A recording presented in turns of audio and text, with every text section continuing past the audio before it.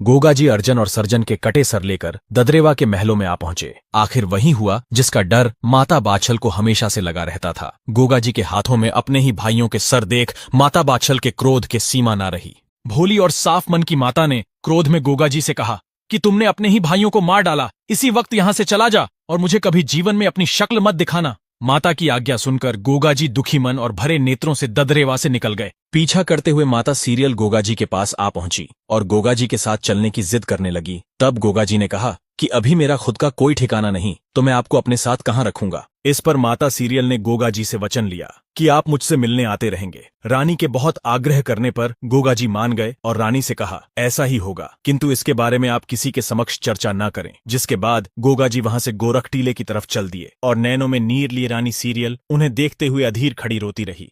गोरख टीले पर पहुंचते ही गोगा जी ने गुरु चरणों में प्रणाम किया। जब गुरु गोरखनाथ ने गोगा जी से आने का कारण पूछा तो प्रत्युत्तर देते हुए गोगा जी ने कहा, अंतर्यामी गुरु, आप तो सर्वज्ञाता है, आपसे क्या छिपा है। मैं तो बस इतना बता सकता हूं कि मैं अब पूर्ण रूप से आपकी शरण में आ चुका हूं। गुरु गोरखनाथ ने मुस्कुराते हुए कहा कि जैसी तुम्हारी इच्छा। गोगा जी दिन में तपस्या में लीन रहते और रानी को दिए वचन अनुसार रात्रि में रानी सीरियल से मिलने चले जाया करते और सुबह ब्रह्म मुहूर्त के समय उठकर गोरख टीले पर लौट आते। गोगा जी को यह भय हमेशा लगा रहता कि कहीं माता ने उनको देख लिया तो उनकी आज्ञा का उल्लंघन हो जाएगा, लेकिन रानी सीरियल को दिया वचन भी निभाना जरूरी था। इस दुविधा में फंसे गोगा जी ने जब इसके बारे में गुरु गोरखनाथ को बताया तो गुरु ने कहा कि बेटा, शास्त्रों के अनुसार अपना दिया वचन निभाना ही एक क्षत्रिय का धर्म है, अतः अपने वचन का पालन करो। इसी प्रकार कुछ समय बीत गया और फिर तीजों का त्योहार आया।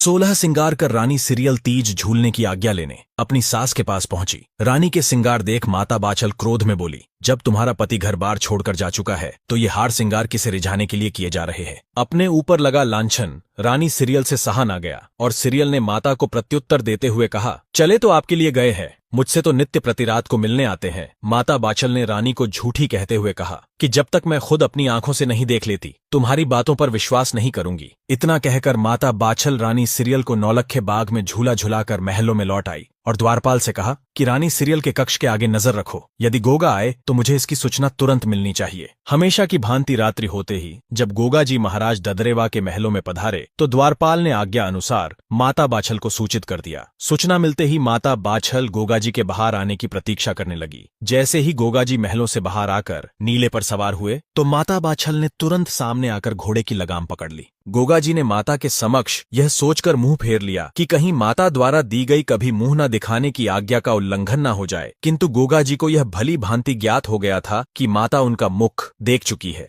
इतने में काछल भी वहां आ पहुंची और माता बाछल से कहा, अगर गोगा को तुम नहीं मना सकती तो मुझे आज्ञा दो। जो जा चुके हैं वो वैसे भी कभी लौट कर नहीं आने वाले, अब क्यों वंशनाश करने पर उतारू है। इतना सुनते ही गोगा जी ने घोड़े को एड़ लगाई और नीला हवा से बातें करने लगा। माता बाछल और काछल दोनों पीछे से आवाजें देती रहीं। उन्होंने गोगा जी के पीछे घुड़सवार भी दौड़ाए, किंतु नीले की रफ्तार के आगे घुड़सवार हाथ मलते रह गए। हृदय पर पर्वत के समान भारी बोझ लिए गोगा जी गुरु चरणों में आ पड़े और कहा, गुरुवर, मैं अपनी माता की आज्ञा पालन करने में असमर्थ रहा, अब मेरा जीवन मरण सब एक समान है। तभी गुरु गोरखनाथ ने गोगा जी से कहा, पुत्र गोगावीर, भूलोक पर अभी तुम्हारा कार्य संपन्न नहीं हुआ और तुम्हारी आत्मा में जिस गूगल में छिपाकर लाया था वो कोई साधारण गूगल नहीं, अपितु वह गूगल देवताओं द्वारा किए गए समुद्र मंथन के दौरान प्राप्त हुआ था। गूगल के अंश से उत्पन्न होने के कारण तुम अजर अमर हो। गोगा जी ने गुरु गोरखनाथ को प्रणाम करते हुए कहा कि गुरुदेव, आप आदेश करें, आपकी क्या आज्ञा है। गुरु गोरखनाथ ने कहा, तुम्हें इस कलयुग के समय में दीन दुखियों की अरदास सुन उनका सहारा बनना होगा। अतः तुम उत्तर की तरफ जाओ और जहां सूर्य अस्त हो जाए वहीं धरती माता की गोद में स्थान ग्रहण करो।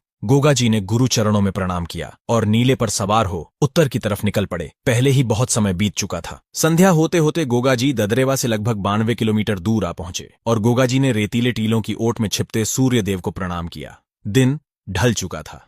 गोगा जी ने धरती माता से आग्रह किया कि मुझे अपनी गोद में स्थान दें। तभी अचानक धरती फटी और गोगा जी नीले घोड़े सहित मां की गोद में हमेशा हमेशा के लिए समाहित हो गए। लेकिन अभी भी जमीन से आधा बाहर निकला भाला और भाले पर लहराता ध्वज इस बात का प्रमाण दे रहा था कि गोगा जी इस स्थान पर समाधि ले चुके हैं। श्री गोगा महापुराण के अनुसार जब गोगा जी के समाधि लेने का पता दोनों रानियों को चला तो माता काछल और बाछल सहित दोनों रानियों ने गोगा जी के समाधि स्थल पर जाकर गोगा जी को पुकार लगाई कि वे उन्हें भी अपने साथ ले चले और देखते ही देखते पूरा परिवार धरती माता की गोद में समा गया। जब उमरपाल सिंह ने अपनों को खुद से दूर जाते देखा तो उन्होंने भी ऐसा करना चाहा, लेकिन तभी गुरु गोरखनाथ ने उन्हें रोका और कहा, एक राजा का धर्म और कर्तव्य अपनी आखिरी सांस तक अपनी प्रजा की सेवा करना है। अतः आप अपनी जिम्मेदारियां संभाले। कोई कहीं नहीं गया, केवल अपना भौतिक शरीर त्यागा है। सच्चे मन से देखें, सभी आपके साथ कण कण में विराजमान हैं। धरती माता की गोद में समाहित होने के कुछ समय पश्चात लोगों द्वारा गोगाजी को बार बार देखे जाने के दावे किए जाने लगे। कोई कहता उन्हें हरिद्वार के पास कजली वन में टहलते देखा, तो कोई कहता उन्हें गोरख टीले पर तपस्या करते देखा है। ददरेवा के किसान भी कभी कभी गोगाजी की झलक दिखने का दावा करते। किसी को विश्वास होता तो कोई अफवाह कहकर अनसुना कर देता। समय का चक्र चलता गया और कई सदियां बीत गईं। धीरे धीरे लोगों द्वारा गोगाजी को भुला दिया गया। आने वाली नई पीढ़ियों ने गोगाजी के बारे में कहीं कोई जिक्र तक भी नहीं सुना हुआ था। बस कुछ चुनिंदा स्थानीय बुजुर्गों को गोगाजी के बारे में ज्ञात था, वो भी सिर्फ इसलिए कि वे पीढ़ी दर पीढ़ी अपने बुजुर्गों से गोगाजी के बारे में सुनते आ रहे थे। लेकिन उनके लिए ये एक दंत कथा यानी कहानी से बढ़कर कुछ न था। और फिर वो अविश्वसनीय घटना घटी जिसकी कभी किसी ने कल्पना भी नहीं की थी। जहां गोगाजी महाराज ने समाधि ली, उसी स्थान के आसपास एक रामा नाम का राइका गाय चराता था। आपको बता दें कि राइका एक अति प्राचीन वर्ग है। राइका समुदाय के लोग मुख्य रूप से पशुपालन और खेतीबाड़ी से जुड़े हुए हैं। रामा के पास बहुत सारी गायें थीं, लेकिन रामा कुछ दिनों से देख रहा था कि उनमें से एक गाय ने अचानक दूध देना बंद कर दिया है। इस गाय का नाम सूर्य था। रामा जब गाय चराने जाता तो देखता सूर्य गऊओं के झुंड में कहीं नजर ही नहीं आती, और शाम को जब लौटने का समय होता तो सूर्य आकर गायों के झुंड में मिल जाती। इसी प्रकार कई दिन बीत गए।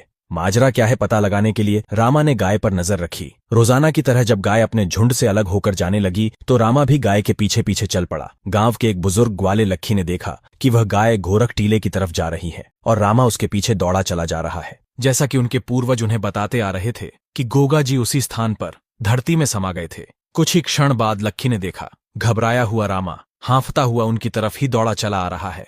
लक्खी ने रामा से पूछा, क्या हुआ? आखिर इतने घबराए हुए क्यों प्रतीत हो रहे हो? तब रामा हांफते हुए बोला, गाय का पीछा करने के दौरान मैंने देखा वह गाय गोरख टीले पर जाकर एक स्थान पर रुक गई और फिर अचानक धरती फटी और धरती से कोई बाहर निकल कर आया। गाय के थन से अपने आप दूध की धारा निकलने लगी और जमीन से निकला वो शख्स दूध पी रहा था। लक्खी को रामा की बात पर विश्वास न हुआ और अगले दिन रामा लक्खी सहित कुछ अन्य गांव के बड़े बुजुर्गों को अपने साथ ले आया और सभी पेड़ की ओट में छिपकर यह अद्भुत दृश्य देखने लगे।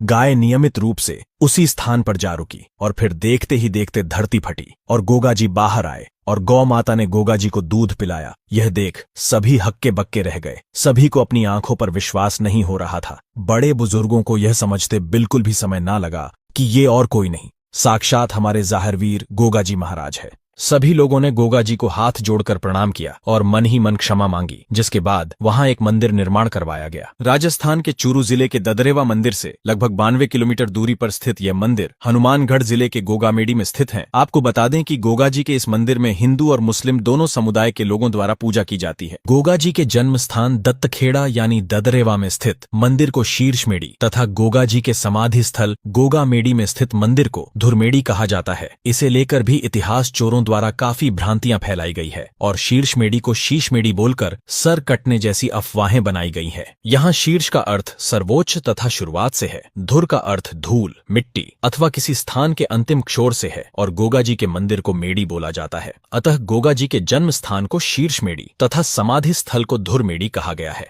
आखिर क्यों करते हैं मुस्लिम गोगाजी चौहान की पूजा? जी हाँ, केवल हिंदू मुस्लिम ही नहीं अपितु सिख व ईसाइयों के लिए भी गोगामेडी समान रूप से श्रद्धा का केंद्र है। गोगामेडी में जाहिरवीर गोगाजी महाराज की पूजा करने वाले पुजारी चायल मुसलमान गोगाजी के ही वंशज है, जो कि चौहानों की चायल शाखा से है। ये कायम खानी मुस्लिम कहलाते हैं। लेकिन आखिर ये हुआ कैसे?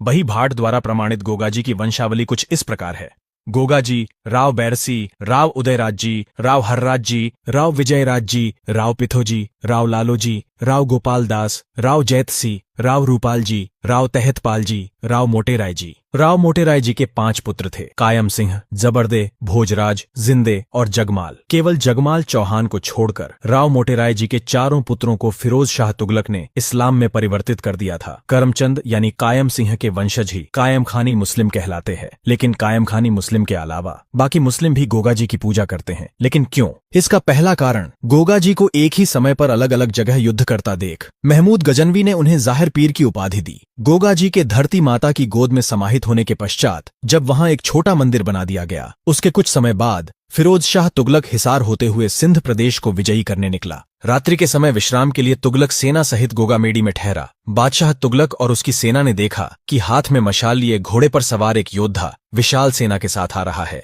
तुगलक की सेना में हाहाकार मच गया। घबराए तुगलक को स्थानीय धार्मिक विद्वानों ने गोगाजी के बारे में बताया, जिसके बाद फिरोज शाह ने युद्ध से लौटते समय गोगामेडी में मस्जिद नुमा मंदिर का निर्माण करवाया और उनके लोगों के लिए भी यह आस्था का केंद्र बन गया। तत्पश्चात मंदिर का जीर्णोद्धार बीकानेर के महाराज गंगा सिंह के शासनकाल में 1887 और 1943 में करवाया गया। शाही कायम खानी परिवार के शासक यानी खानजादों में से ज्यादातर विभाजन के बाद पाकिस्तान में सिंध के दक्षिणी हिस्से में चले गए। आपको जानकर हैरानी होगी कि राजस्थान का शायद ही कोई ऐसा गांव या शहर होगा जहां गोगामेडी अर्थात गोगाजी का मंदिर न हो। राष्ट्रीय एकता व सांप्रदायिक सद्भावना के प्रतीक गोगाजी राजस्थान के लोक देवता हैं, लेकिन गोगाजी की पूजा संपूर्ण राजस्थान सहित हिमाचल प्रदेश, हरियाणा, उत्तराखंड, पंजाब क्षेत्र, उत्तर प्रदेश, जम्मू और गुजरात में भी की जाती है। लोक मान्यताओं के अनुसार गोगाजी ने पहला पर्चा खिराज भक्त को दिया था। इसके अलावा गोगाजी के चमत्कारों के अनेकों किस्से कहानियां मशहूर है। विदा लेने से पहले सभी क्रिएटर्स से एक निवेदन करना चाहूंगा कि गोगाजी अमर